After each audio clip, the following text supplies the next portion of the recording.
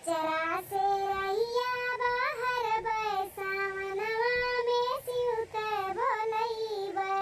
अचरा से रहिया बाहर बैसावनवा में शिव के बोलैबे। अचरा से रहिया बाहर बैसावनवा में शिव के बोलैबे।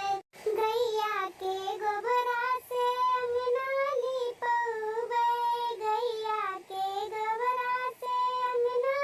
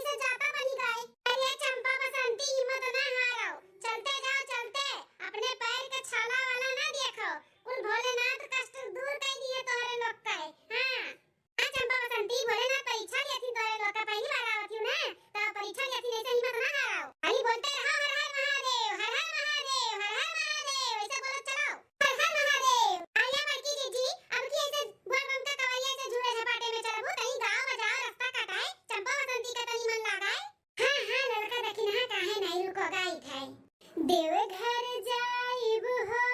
सखी हम देवघर जाइब हो जलवा भोला पर चढ़ाइब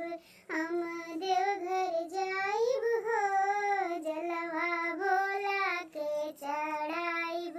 हम देवघर जाबै हो जलवा भोला के चढ़ाइब हम देवघर जाबै हो बेल के पतैया चढ़ाइब धतूरा हो सोचले सपनमा बाबा कई दी है पूरा हो अरे गेरुआ सियाइब है सखी अरे गेरुआ सियाइब हो जलवा भोला पर चढ़ाइब हम देवघर जाइब हो जलवा भोला पर चढ़ाइब हम देवघर जाइब हो गेरुआ सियाइब है सखी अरे गेरुआ सियाइब हो जलवा भोला पर चढ़ाइब हम देवघर जाइब हो देवघर जाइब है सखी हम देवघर जाइब हो जलवा भोला पर चढ़ाइब हम देवघर जाइब हो देवघर जाइब है सखी हम देवघर जाइब हो जलवा भोला पर चढ़ाइब हम देवघर जाइब हो बम भोले बम भोले बम भोले जय शिव दिनवा सुहावन लागेला दिनवा सुहावन लागेला परिमाना भावन लागेला परिमाना भावन लागेला बोले बम के नारा गुजे त बड़ी माना भावन लागेला बोले बम के नारा गुजेला बड़ी माना भावन लागेला देवघर नगरिया डोले है गंगा जी के जैसे लहरिया डोले वो सही कांवरिया डोले रे गंगा जी के जैसे लहरिया डोले वो सही कांवरिया डोले रे गंगा जी के जैसे लहरिया डोले वो सही कांवरिया डोले हो कौआ जवरिया सगर गेरुआ रंग झलके राम कांवर में कांवर जलवा लटकी से छलके राम जस मनवा में बादरिया डोले